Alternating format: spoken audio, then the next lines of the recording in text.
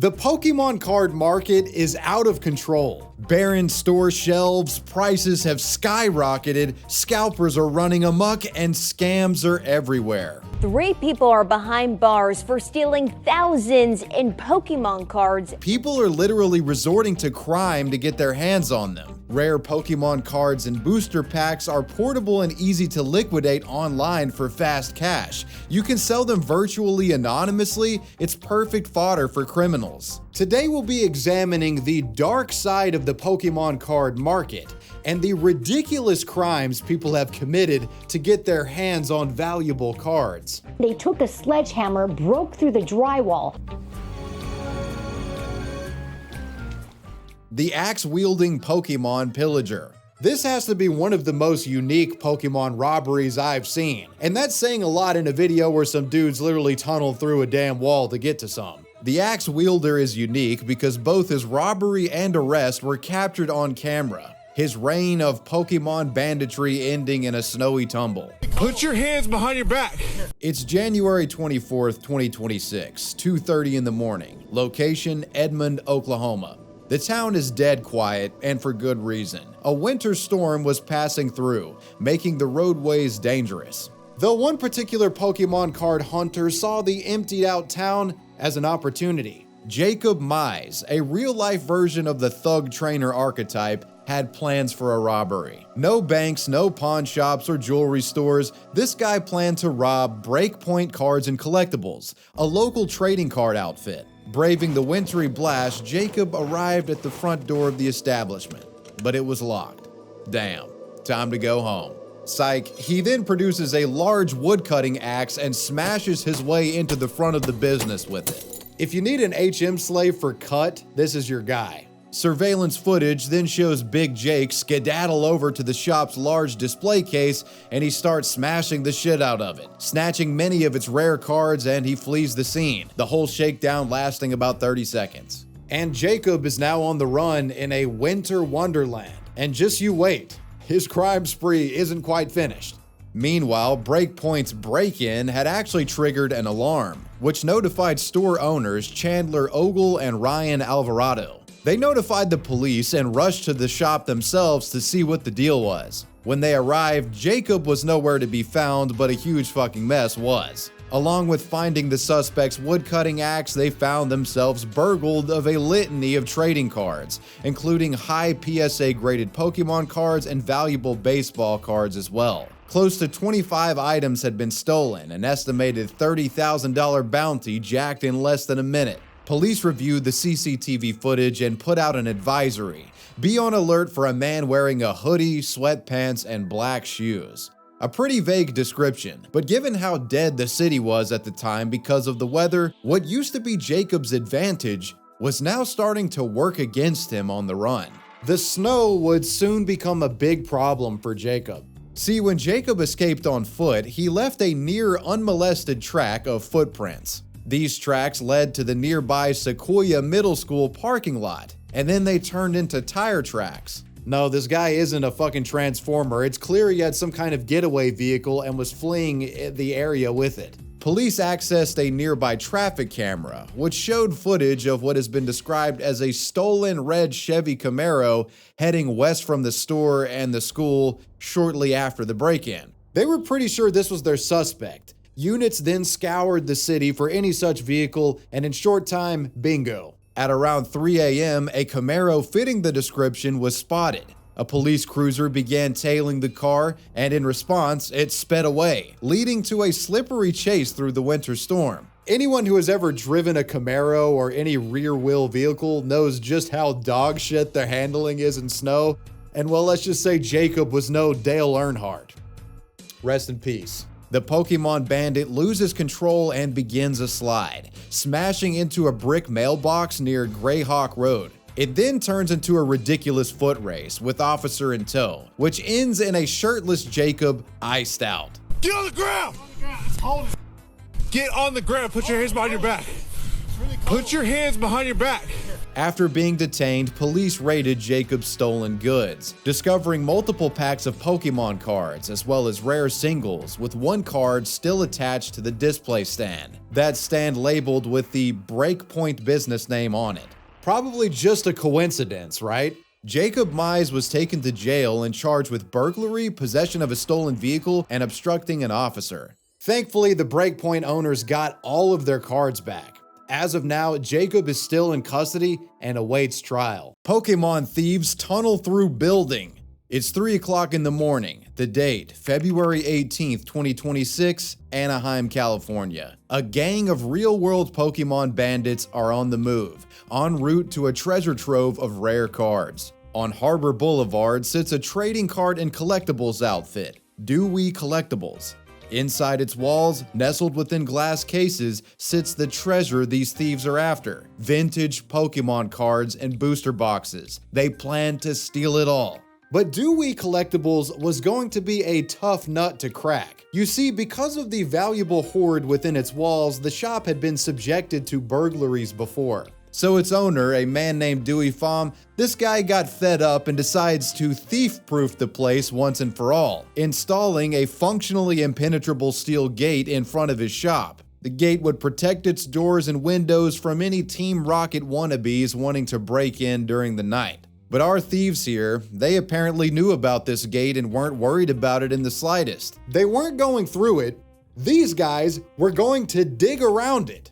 Yeah. Instead of attempting to brute force their way through the gate with some sort of ridiculous vehicular ramming, our Pokémon thieves did something even more absurd. They broke into the neighboring business, Help You Save Insurance, by smashing through its glass door. From there, these guys, using sledgehammers, literally tunneled through the shared wall between the two stores to gain access to the Dewey Collectibles interior. Help you save, more like help you rob the neighboring business. You gotta up the security. Security cameras captured masked suspects climbing through the freshly dug tunnel, and they immediately got to work smashing cases filled with rare cards, the whole operation seeming curiously rehearsed. They went straight for the high-dollar Pokémon singles, stuff they could pocket easily. The group is heard coordinating in calm voices as the place is robbed blind. But then about 10 minutes into the heist, one of the crooks triggers an alarm, so they begrudgingly end their collect-a-thon early and leave through the tunnel from whence they came. The alarm notifies Dewey Pham at home, and police would soon be on their way to investigate the disturbance. All three of the thieves were gone by the time anyone had arrived, with the store owner completely flabbergasted when it was discovered the thieves had tunneled through the fucking wall to break in.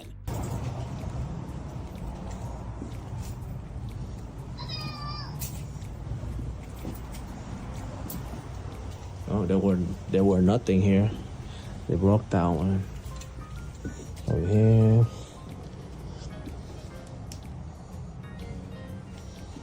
Camera still there.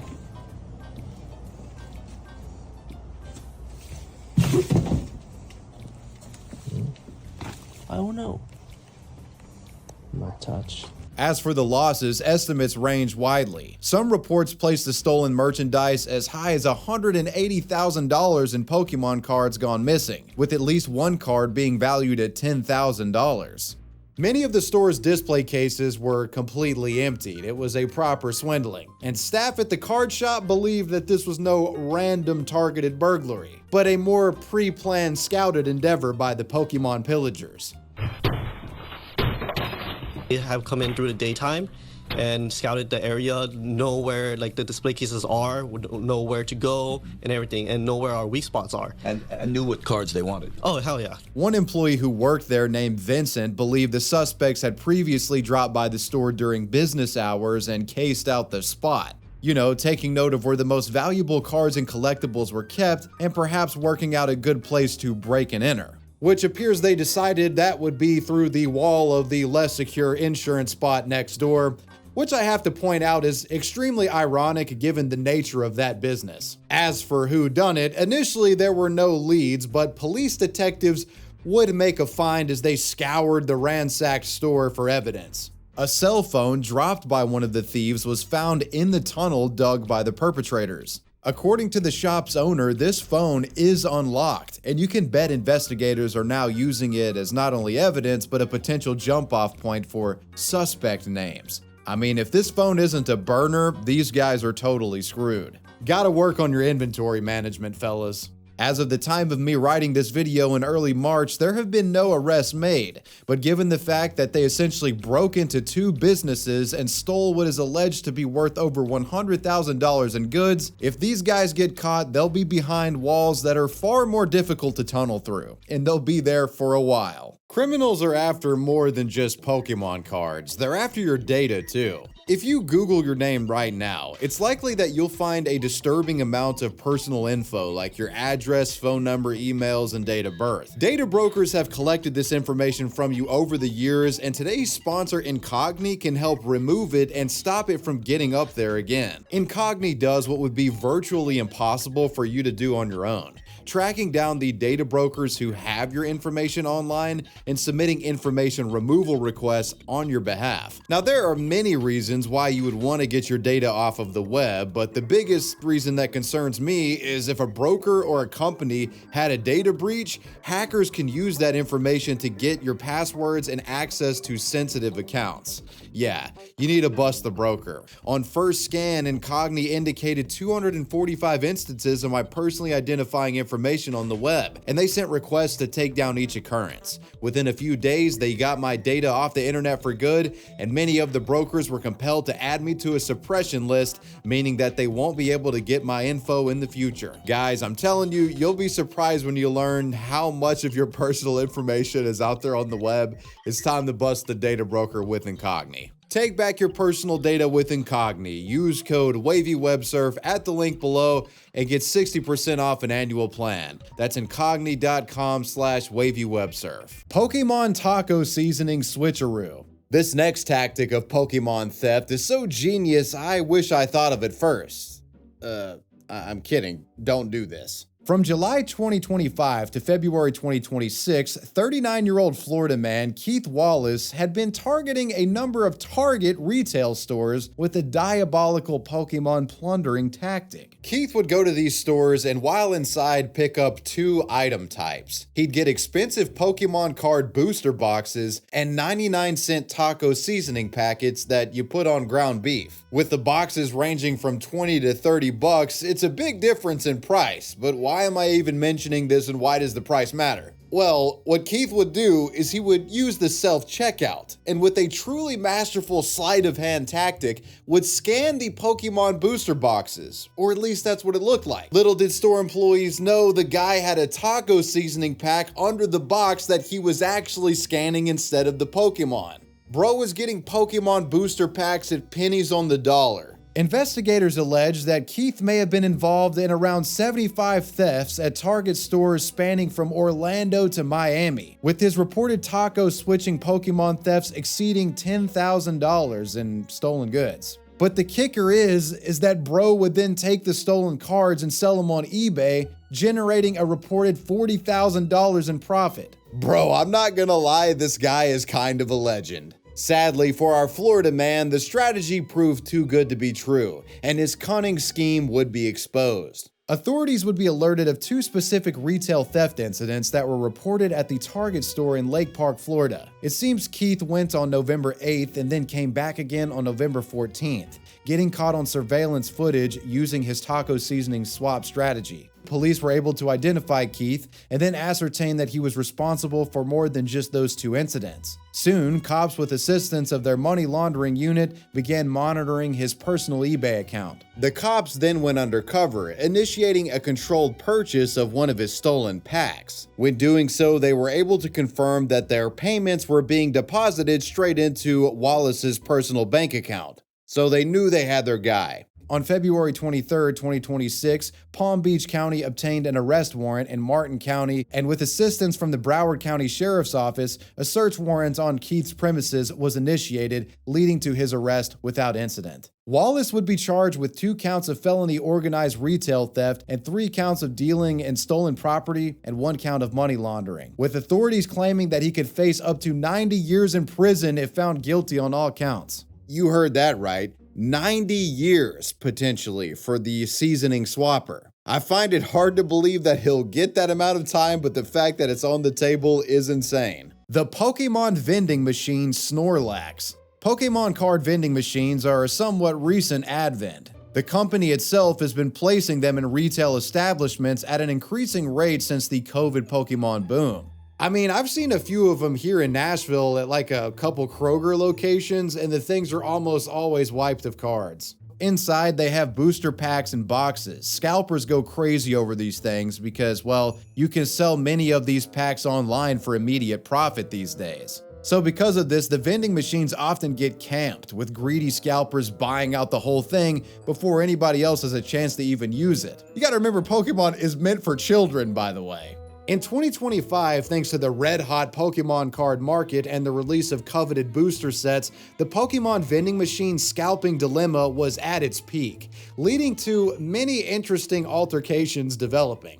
One of my personal favorite vending machine kerfuffles took place on March 5th of 2025. A creator by the name of Yak9 Official had arrived at a Pokemon card dispensing machine at a retail store in the San Francisco Bay Area, just after the 10 a.m. restock. The dude was eager to hit the machine and try his luck. At the time, Pokemon Scarlet and Violet's 151 set was in high demand. This was a re-release of the OG 151 Pokemon cards, albeit with like updated art. The things were hard to find, with many shops staying sold out due to the online prices being so high and, you know, people just trying to scalp the fuck out of them. The machine had some packs, but there would be competition. In a video captured by another customer, Yak9 Official can be seen being confronted by a large, obese gentleman garbed in a Philadelphia Eagles hoodie. And for those of you listening to this video, it is not EDP445. As you see on screen, he's a white dude. In the footage, this Eric from Modern Family lookalike tries to shove past Yak9, getting more physical exercise in this moment than he had likely had in years.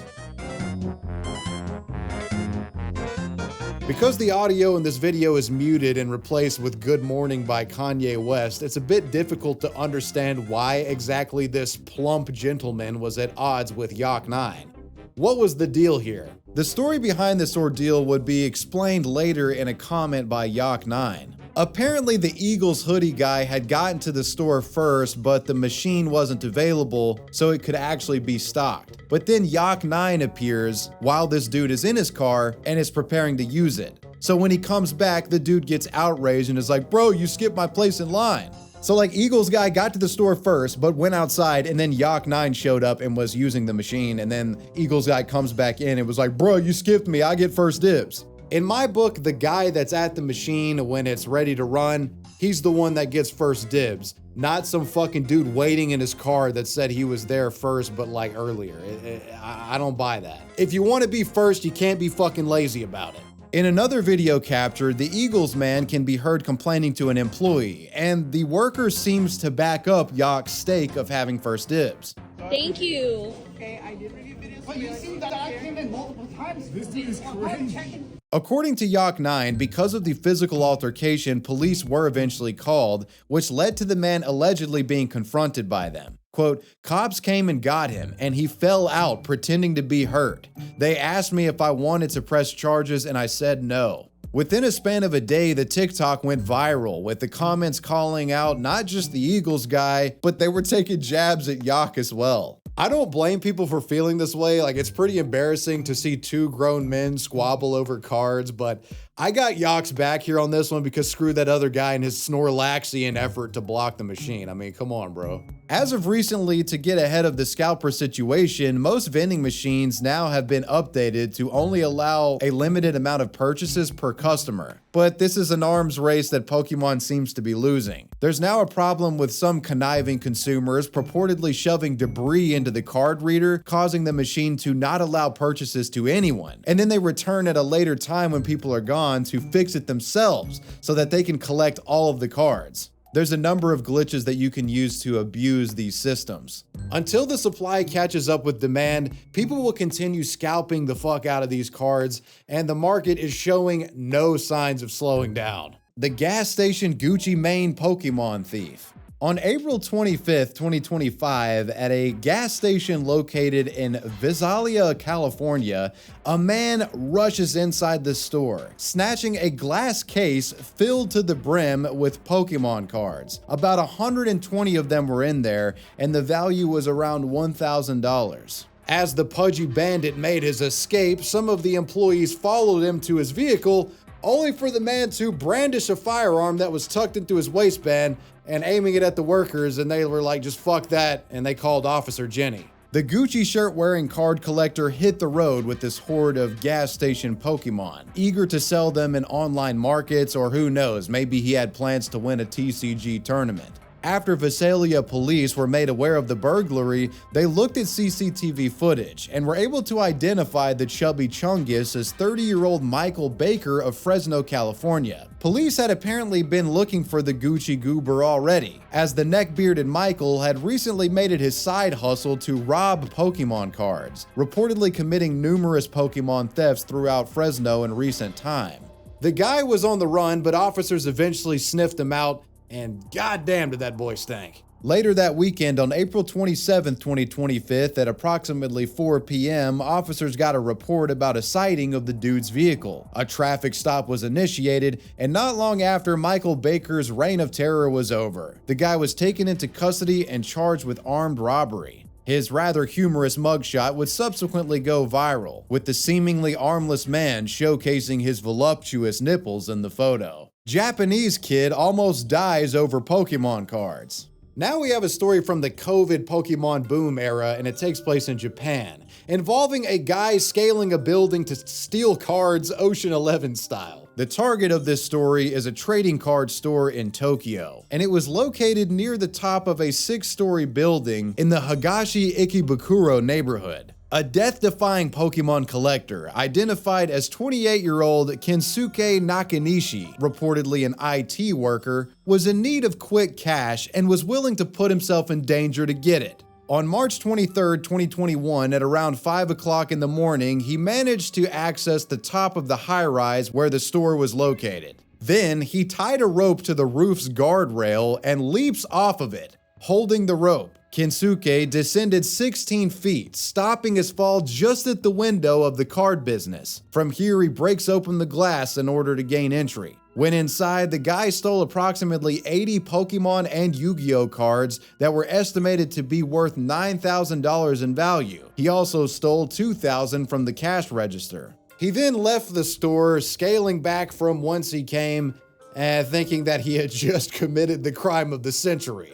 But given the smashed up shop window, the owners later sought reconciliation over this. According to reports, Tokyo Metro Police later identified Kensuke as the suspect by using CCTV footage, which actually showed him scaling down the building. They'd catch up with the heister a few days later, and when confronted, he would admit to doing the crime, saying, quote, "I did it to pay off a debt." They also asked him, "How the fuck did you do this with only a rope and no harness?" He said, quote, "I was in the rock climbing club in high school, so I wasn't afraid of heights," unquote. Easily the most forgivable burglary in today's video. I mean, that guy had some serious Pokeballs on him. Criminals with anime backpacks rob nerds at gunpoint. This Pokemon heist is pretty disturbing in that it put multiple people's lives in danger, but the aftermath of it has shown that there is still some good left within the Pokemon TCG community. The Poke Court was a collectible and trading card venue found in the Meatpacking District in New York City. The spot was owned by a group of friends who all shared great interest in the Pokemon franchise, and they recently opened the place at the time of the story taking place. But given the current market conditions around Pokemon, it wouldn't be long before enterprising criminals would attempt to take advantage of these upstarts. On January 14, 2026, at around 7 o'clock, just 2 months after the store's grand opening, Poke Court was visited by a few suspicious collectors. Their visit occurred during Poke Court's first ever community event, where around 40 customers had packed into the venue and were trading and battling. During this meeting, the shady collectors, shrouded in hoods and masks, carrying what was described as anime backpacks, revealed their gambit. Surveillance footage shows employees and customers looking on in shock and dismay as the masked goon squad used hammers to smash the glass display cases, all while pointing their pistols at the faces of shoppers. The robbers looted what was estimated to be over 100,000 in stolen Pokémon cards, and they took $1,000 from the register, escaping on foot. The whole ordeal itself lasted about 3 minutes. After the theft was assessed, the total calculation was somewhere in the ballpark of $116,000 in Pokémon cards lifted from the Pokécourt. The store was left a complete mess, and the owners were distraught. After all, the place had just recently been opened. A setback like this could doom the store. But detectives urged the owners of the Pokécourt not to fret, as a bit over a week after the heist, they made a break that could potentially lead to the goon squad responsible for the break-in getting caught.